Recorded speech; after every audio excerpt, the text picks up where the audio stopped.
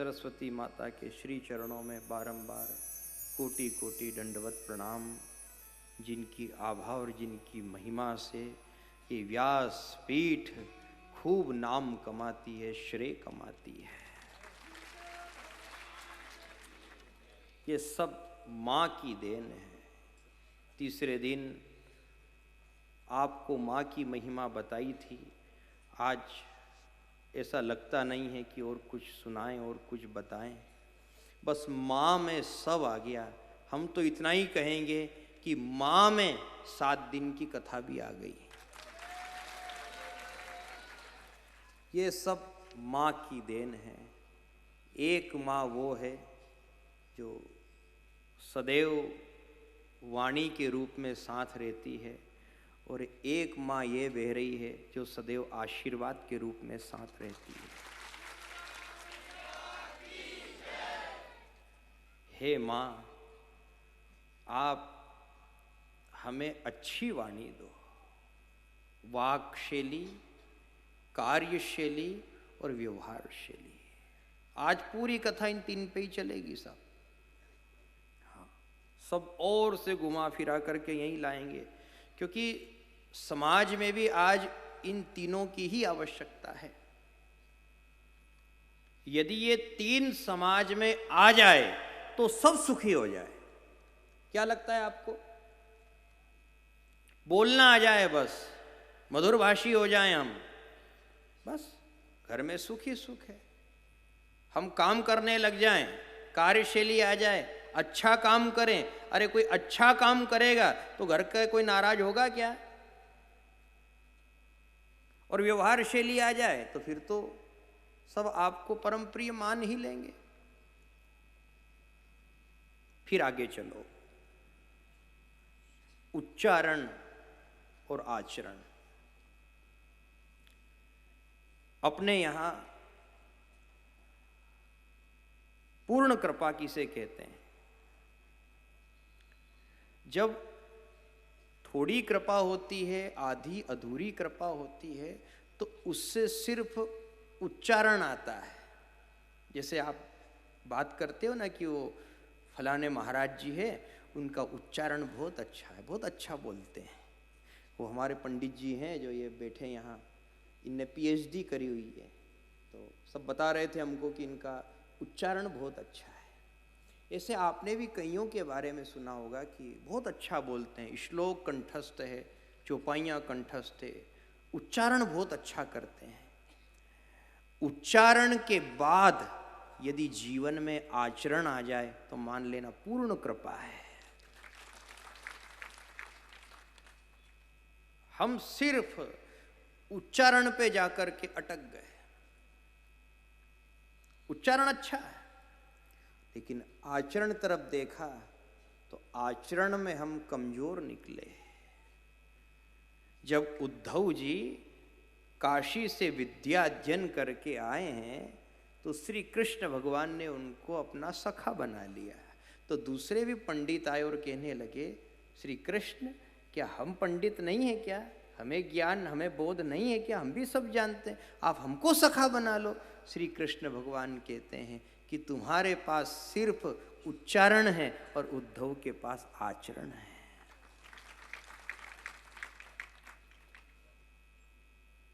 आचरण अच्छा होना चाहिए।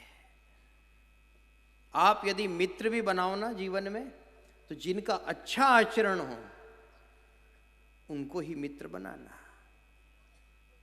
धन देख करके, प्रतिष्ठा देख करके किसी को मित्र मत बना लेना। यदि मित्र ही बनाना हो किसी को तो श्री कृष्ण की तरह आचरण देख करके सुदामा को और उद्धव को मित्र बनाना। 3 प्रकार के मित्रों से सदैव सावधान रहना साहब। 3 मित्रों से सदैव सावधान। कौन कौन से? पहला, ताली का मित्र। दूसरा, थाली का मित्र। और तीसरा, प्याली का मित्र। इन तीनों से सदैव सावधान और बच करके रहना चाहिए। ताली का मित्र वो जो आपकी खूब प्रशंसा करे, ताली बजाता रहे, वाह वाह बहुत अच्छा बहुत अच्छा बहुत अच्छा बहुत अच्छा बहुत अच्छा। ये कौन है बताओ? ताली का मित्र है। एक वो होता है थाली वाला, जिसको केवल खाने चाटने से मतलब है, खर्चा कराए, आपको पान की दुकान पे ले जाए, आपको होटल पे ले जाए, वो है थाली का मित्र। ठीक है। और तीसरा तो आप समझ ही गए हो। अब क्यों जबरन समय बिगाड़े समझा करके। ऐसे 3 मित्रों से बच करके रहना। मित्र उसे बनाना जिसका आचरण अच्छा हो और जो आपका हितैषी हो, उसे मित्र बनाओ। कभी कभी क्या होता है साहब, हम ज्ञान को देख करके आकर्षित हो जाते हैं। अरे वो बड़े ज्ञानी हैं, बहुत जानकार है, बहुत पढ़ाई करी है। ज्ञान बहुत अच्छा है, ज्ञान को नमन है, लेकिन ज्ञान के साथ साथ जब तक विनम्रता ना आए तब तक वो ज्ञान ज्ञान नहीं है। देखो, ज्यादा ज्ञानी होना भी खतरे से खाली नहीं है। हाँ, यदि कोई बहुत ज्यादा ज्ञानी हो जाएगा, बहुत ज्यादा ज्ञानी, तो ये मान करके चलो आपकी उसका दिमाग भी खराब हो जाएगा। बहुत ज्यादा जरूरत से ज्यादा ज्ञान भी नहीं रखना। ज्ञान भी रखो नहीं तो अंदाज का ज्ञान रखना सा, खाली अंदाज का ज्ञान। अच्छा एक बात बताओ, ये माताएं बहनें घर में रोटी बनाती है, तो रोटी बनाती है तो थाली में आटा लेती है। तो रोज जो आप आटा लेती हो, तोल करके लेती हो कि अंदाज से? बोलो बोलो। घर में 6 सदस्य जिमने वाले हैं या 12 सदस्य जिमने वाले हैं, कोई ने भी यदि आज तक भी आटा तोला हो तो बता दो। डब्बे में से जब भी निकाला है, तोल के निकाला कि अंदाज से? तो बस ऐसे अंदाज के ज्ञानी भी रहो। बहुत ज्यादा ऊंची मत सुखा देना हो, जो ऊंची सुखाओगे तो उड़ जाएगी। ईंट भी यदि जरूरत से ज्यादा पक जाए, हाँ कुम्हार के यहाँ रहता है ना भट्टा, ईंट का भट्टा, तो ईंट भी यदि जरूरत से ज्यादा पक जाए तो खंजर हो जाती है। ऐसे कई यहाँ ज्ञानी हैं जो जरूरत से ज्यादा पक गए हैं, तो वो भी फिर जिद्दी हो गए, चिड़चिड़े हो गए, खौं खौं करे, मतलब खंजर हो गए। क्योंकि ईंट ज्यादा पक गई ना। जीवन में ज्ञान की परिपक्वता होनी चाहिए। हम ये नहीं कह रहे कि ईंट कच्ची हो। कारीगर भी ये देखता है बजा करके, ईंट कच्ची है कि पक्की। ईंट पक्की ही होना चाहिए, परिपक्वता होनी चाहिए, पर जरूरत से ज्यादा भी पक जाए तो बताओ क्या हो गई? खंजर। कई लोग ऐसे आपने भी देखे होंगे जो गीता कंठस्थ है, सुंदरकांड कंठस्थ है, विष्णु सहस्रनाम कंठस्थ है, पर खंजर। उनसे बात करो तो खाने दौड़े, झगड़ालू प्रवृत्ति के हो गए। खंजर। रावण बड़ा ज्ञानी, कितने वेदों का ज्ञान था रावण को? 4 वेद का था ना, ऋग्वेद, यजुर्वेद, सामवेद, अथर्ववेद, 4 वेदों का ज्ञान तो था तो ज्ञानी। पर वो ज्ञानी होते हुए जरूरत से ज्यादा, इतना ज्यादा घमंडी हो गया था, आत्मविश्वास की भी उसे इतनी अति हो गई थी कि वो भी खंजर हो गया था। उसने भगवान शंकर को अपना गुरु बनाया। एक दिन किसी ने कहा कि रावण, तुम्हारे गुरु भगवान शंकर है, तो तुम एक काम करो, आज चले जाओ उनकी शरण में, उनको प्रणाम करके आ जाओ, शीश झुका के आ जाओ। रावण घमंडी अभिमानी, उसने सोचा शंकर मेरे गुरु है, ये बात तो ठीक, पर मैं कैलाश पर्वत पर जाऊं और शंकर के आगे शीश झुकाऊं और फिर शंकर मुझे ऐसे पकड़ करके उठाए, तो मैं ऐसा चेला नहीं हूं जो मुझे गुरु उठाए। मैं ऐसा बलवान चेला हूं कि मैं गुरु को ही उठा दूंगा। वो तो पहुंचा वहां और कैलाश ही उठा दिया। कहा कि देखो तुमने प्रणाम का कहा था ना, वंदन का कहा था ना, प्रणाम में क्या होता है, गुरु के चरणों में शीश झुकाया जाता है। मैंने गुरु को ही माथे पे धर लिया, कैलाश ही उखाड़ के।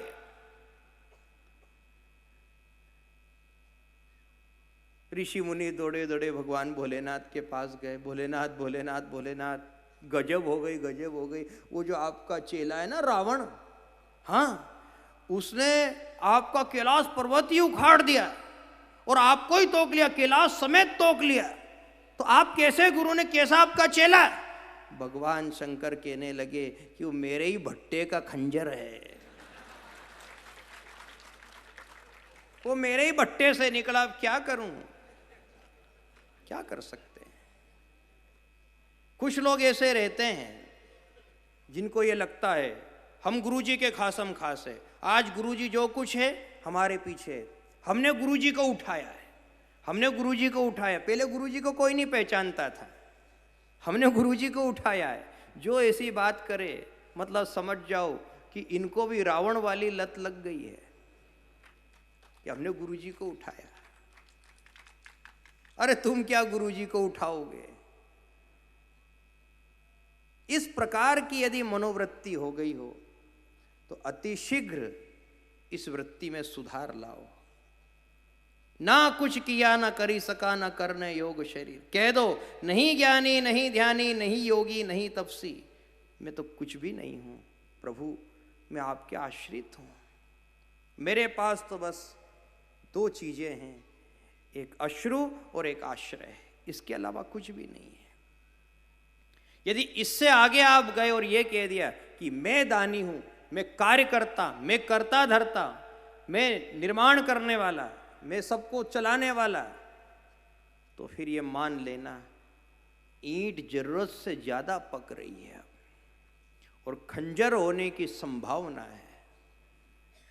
ज्ञान मावे की तरह होता है, आप सब जानते हो। मावा लेकर के आए तो 24 घंटे में बिगड़ सकता है, ठीक है, लेकिन यदि उसी मावे में शक्कर मिला दी जाए तो वही मावा 10 दिन निकाल देता है। काय से? शक्कर मिलाने से। समझ जाओ, फिर बाद में बजाना ताली। मावा 24 घंटे में खराब होता आप सब जानते हो, लेकिन कारीगर ने उसमें शक्कर मिला दी तो फिर 10 दिन तक वो मावा खराब नहीं होता है। ठीक उसी प्रकार केवल ज्ञान मावे जैसा होता है। आप उसी ज्ञान में भक्ति रूपी शक्कर मिला दो तो आपका ज्ञान कभी आपको घमंडी अहंकारी नहीं बनाएगा, जीवन कभी खराब ही नहीं होगा। क्या मिलाना है? शक्कर। शक्कर मतलब भक्ति। ज्ञान में भक्ति को सम्मिलित कर लो। केवल ज्ञान आपको भटका देगा और ज्ञान में यदि भक्ति सम्मिलित हो गई तो भक्ति से जीवन बन जाएगा। जो भी मावा लेकर के आया है उसने आते ये बात कही, मुझे कहीं से तुम शक्कर ला करके दे दो, मैं शक्कर चाहता हूं। भगत ने भी भगवान से यही बात कही है, भगवान मुझे आपके चरणों की भक्ति चाहिए। क्यों? ये भक्ति मांगू बाप जी धन भक्ति दीजिए, भक्ति मांगो बाप जी धन भक्ति दीजिए, भक्ति मांगू बाप जी धन भक्ति दीजिए, भक्ति मांगो बाप जी धन भक्ति दीजिए। मने थारा नाम मने थारा नाम नो रंग लाग्यो, मने थारा नाम रंग लाग्यो, मने थारा नाम नो रंग लाग्यो। हे भक्ति मांगू बाप जी धन भक्ति दीजिए, भक्ति मांगो बाप जी धन प्रेम से बोलिए, हे भक्ति मांगू बाप जी धन भक्ति दीजिए, भक्ति मांगो बाप जी धन भक्ति दीजिए। मने थारा नाम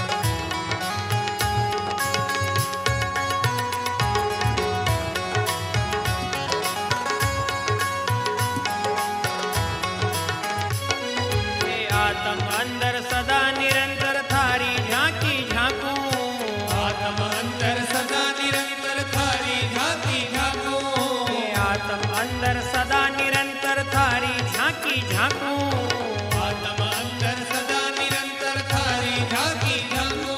ये अमरापुर को छोड़ प्रभु जी थारे रंग राजू, अमरापुर को छोड़ प्रभु जी थारे रंग राजू। ये अमरापुर को छोड़ प्रभु जी थारे रंग राजू। अमरापुर को छोड़ प्रभु जी थारे रंग राजू। मने थारा नाम मने थारा नाम नो रंग लाग्यो। मने थारा नाम रंग लाग्यो। मने थारा नाम नो रंग लाग्यो। ये भक्ति मांगू बाप जी धनी भक्ति दीजे, भक्ति मांगो आज मांग लो भक्ति भगवान से। भक्ति मांगू बाप जी धनी भक्ति दीजे, भक्ति मांगो बाप जी धनी भक्ति दीजे। मने थारा नाम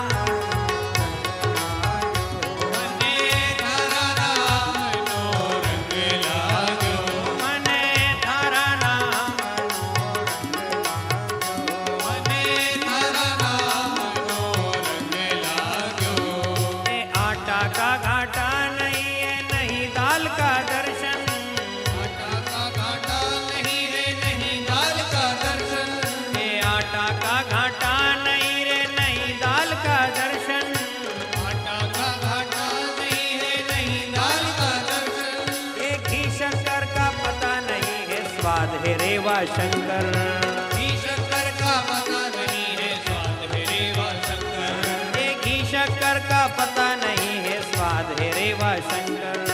घी शक्कर का पता नहीं है स्वाद है रेवा शंकर। मने थारा नाम मने थारा नाम नो रंग लाग्यो। मने थारा नाम मने थारा नाम नो रंग लाग्यो। ये भक्ति मांगू बाप जी धनी भक्ति दीजे, भक्ति मांगो बाप जी धनी भक्ति दीजे। भक्ति मांगू बाप जी धनी भक्ति दीजे। भक्ति मांगो बाप जी धनी भक्ति दीजे। मने थारा नाम मने थारा नाम नो रंग लाग्यो। मने थारा नाम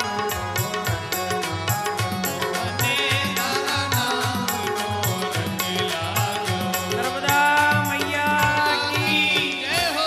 ओंकारेश्वर भगवान की, श्रीमद् भागवत महापुराण की जय हो। द्वारिकाधीश भगवान की जय हो। ज्ञान में भक्ति को सम्मिलित कर लो तो जैसे मावा नहीं बिगड़े वैसे के वैसे जीवन भी नहीं बिगड़ेगा। मिला लो इसको, आप मिलाने से धन्य हो जाओगे। देखो, ज्ञान से हमें दृष्टि मिलती है, लेकिन भक्ति से हमें विवेक मिलता है। ज्ञान से दृष्टि तो आ गई, पर यदि विवेक नहीं होगा तो हम अपनी दृष्टि का सदुपयोग कर पाएंगे क्या? भक्ति हमसे सदुपयोग कराती है। रावण के पास दृष्टि की कोई कमी थी क्या, बताओ? कितने माथे थे उसके, तो फिर दृष्टि कितनी हो गई थी? तो उसकी 20 दृष्टि कोई सदुपयोग के भले काम में आई क्या? क्योंकि भक्ति नहीं थी ना।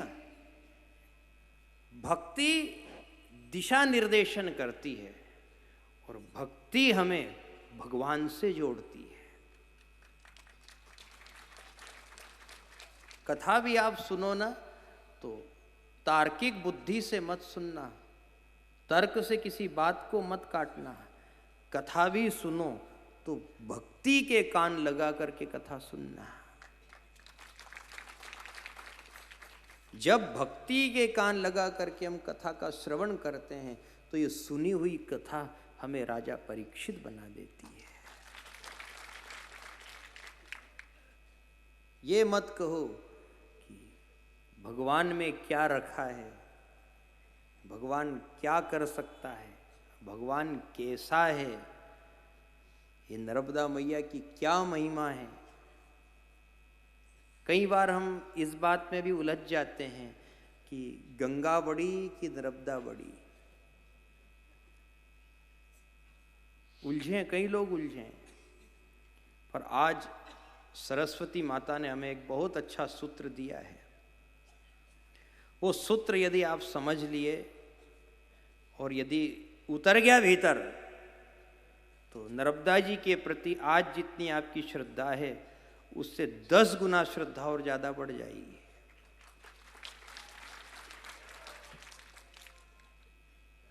आप सब जानते हैं, सबने सुना है, गंगा पाप धोती है।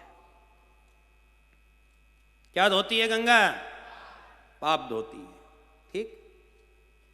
फिर पूछा कि जब गंगा सब नदियों में बड़ी और गंगा पाप धोए तो फिर नर्मदा जी कहीं धोएगा? देखो, यदि हम गंगा गए और गंगा जाकर के हमने डुबकी लगाई और पाप धो लिया, तो पाप तो हमारा धुल गया। पर भीतर बैठा है विकार, विकार भीतर बैठा तो दूसरे ही दिन से पाप दोबारा शुरू हो गया। ठीक है, मतलब हम रेल से घर नहीं आए, उसके पहले हमने 3-4 पाप और कर लिए, तो भीतर तो विकार बैठा है। गंगा से पूछा कि क्यों गंगा, ये पाप कहां से रह गया? कहा कि ये पाप बाद का पाप है, पहले का तो सब धो दिया था मैंने, बाद में कहां से आ गया पाप? कहा कि तुम्हारे भीतर विकार बैठा था, उस विकार के कारण फिर पाप हो गए। तो फिर अब क्या करें? गंगा, क्या तेरे पास विकार धोने की कोई व्यवस्था नहीं है? गंगा ने मना कर दिया, मेरे पास पाप धोने की व्यवस्था तो है, पर भीतर बैठे विकार को धोने की कोई व्यवस्था नहीं है। यदि तुमको विकार धोना है तो नर्मदा जी चले जाओ।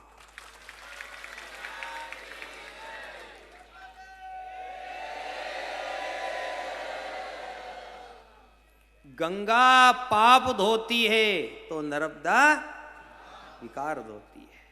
यदि विकार ही धुल जाएगा तो बोलो पाप होगा क्या? गंगा के घाट पर जाकर के हमने कई बार डुबकी लगाई है, लेकिन इस बात को आज तक नहीं समझे हम कि हम पाप को तो बार बार धोते हैं, लेकिन विकार भीतर रह जाता है। किसी गांव में एक कुआं था। हुआ यूं साहब कि 3 कुत्ते आपस में लड़ते लड़ते उस कुएं में गिर गए। जब 3 कुत्ते लड़ करके गिर करके मर गए उस कुएं के भीतर, तो कुएं के पानी में से बदबू आने लगी, पानी खराब हो गया। गांव के लोग इस बात को जान समझ करके गांव के एक विद्वान के पास पहुंचे। हमें क्या करना चाहिए? गांव में एकमात्र यही कुआं, और कुएं में कुत्ते लड़ करके गिर गए और मर गए, पानी अशुद्ध हो गया। हे महाराज जी, अब हमें क्या करना चाहिए आप बताइए? एक ही कुआं है, कहां जाएं, कहां से पानी लाएं, इसकी शुद्धिकरण कैसे हो? महाराज जी बोले, एक काम करो तुम सब मिल करके, पहले तो मोटर चला करके इस कुएं का पानी तोड़ दो, और पानी तोड़ने के बाद कहीं से जितना तुम्हें मिल पाए, 1 कुप्पी 2 कुप्पी 3 कुप्पी गंगा जी का जल लाओ और कुएं में डाल दो, और एक नारियल चढ़ा दो, और ऐसा मान लो कि आज पवित्रीकरण हो गया, और बस दूसरे दिन से पानी पीना शुरू कर दो। क्या कि ठीक है। गांव के लोगों ने ऐसा ही किया, मोटर चलाई, पानी तोड़ दिया, 2-4 केन भर करके लाए गंगा जी की, गंगा जल डाल दिया, एक नारियल चढ़ा दिया, हाथ जोड़ लिए, प्रणाम कर लिया। अब हुआ यूं साहब कि वो बदबू नहीं जाए, बदबू वो की वही, दुर्गंध, पानी मुंह में लो तो उल्टी हो जाए। फिर दौड़े दौड़े महाराज जी के पास गए। महाराज जी आपने जो उपाय बताया था हमने सब कुछ कर लिया, लेकिन पानी शुद्ध नहीं हुआ। अरे पानी शुद्ध नहीं हुआ? हाँ नहीं हुआ। महाराज जी ने दिमाग लगाया और सोच करके बोले कि गांव के लोगों एक बात बताओ, तुमने वो 3 कुत्ते निकाले कि नहीं? तूने कहा महाराज जी आपने कहा ही कब कुत्ते निकालने का? आपने तो यही कहा था कि मोटर चला देना और कहीं से गंगा जल ले आना, डाल देना, नारियल चढ़ा देना, प्रणाम कर लेना। आपने कहा था वो हमने कर दिया, आपने कुत्ते का कहा ही कब? अरे मूर्खो, ये बात कोई कहने की है? इतना भी नहीं समझते हो तुम? कुत्ते भीतर मरे पड़े, अब बताओ पानी शुद्ध रहेगा क्या? सुगंध आएगी उस पानी में से क्या? बस यही स्थिति है हमारे भीतर की। काम, क्रोध, लोभ, ये 3 कुत्ते हैं और ये आपस में लड़ रहे हैं भीतर के भीतर, और तीनों मरे पड़े हैं। ये तीनों बाहर जब तक ना निकले तब तक पाप बंद होगा ही नहीं। पाप चलता रहेगा और हम एक ही बात कहते रहेंगे, गंगा पाप धोती, गंगा पाप धोती है, और पाप भी करते रहेंगे। पहले इन 3 कुत्तों को बाहर निकालो। और ये कैसे बाहर निकलेंगे? नर्मदा जी के तट पर भगवान का नाम स्मरण करो, नर्मदा जी का जल पियो, खूब डुबकी लगाओ, माँ में खूब खूब श्रद्धा रखो, तो ये माँ आपके विकार को धो देगी।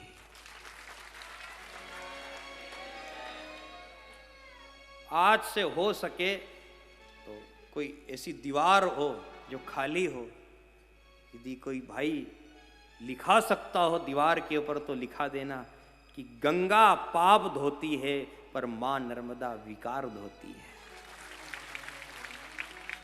तो अब बताओ, गंगा से बड़ा काम नर्मदा ने किया कि नहीं? बोलो। जड़ से ही बीमारी काट दी। किन्ने? नर्मदा जी ने, जड़ से। शरण में जो रहते हैं मां नर्मदा के, भजन जो भी करते हैं मां नर्मदा के, तो भय और बाधा से वो मुक्त होकर निकट रहते हैं वो मां नर्मदा के। मां नर्मदा तू है, दर्शन से तेरे, इसलिए मां के निकट रहो। ये मां लक्ष्य को पूरा करती है। अलक्ष्य लक्ष्य किन्नरा महासुरादि पूजितम। बड़े बड़े सूर मतलब देवताओं ने भी मां की पूजा करी है। क्यों? ताकि हमारा लक्ष्य पूरा हो जाए। और ये जो श्रीमद् भागवत कथा का लक्ष्य भी है ना साहब, हम तो ऐसा मानते हैं कि ये संपूर्ण लक्ष्य मां की कृपा से ही पूर्ण हो रहा है। सारा श्रेय हम मां नर्मदा जी को दे रहे हैं। ये जो कथा सफल हो रही है, इसका श्रेय किनको? बोलो, मां नर्मदा जी को है। इनकी बड़ी कृपा है। तो साहब मौसम भी बहुत खराब था। पहले दूसरे दिन तो ऐसा लग रहा था कि कहीं ऐसा नहीं हो कि अपन ही अपन रह जाएं। हमारे राधेश्याम भैया और ये हरिहर भैया, ये जो 2-3 लोग हैं, हमने सोचा कि क्या करें, पर देखो विश्वास, आस्था, प्रबल प्रेम, भक्ति, इन सब ने ऐसा काम किया साहब कि सर्वत्र आनंद ही आनंद हो गया।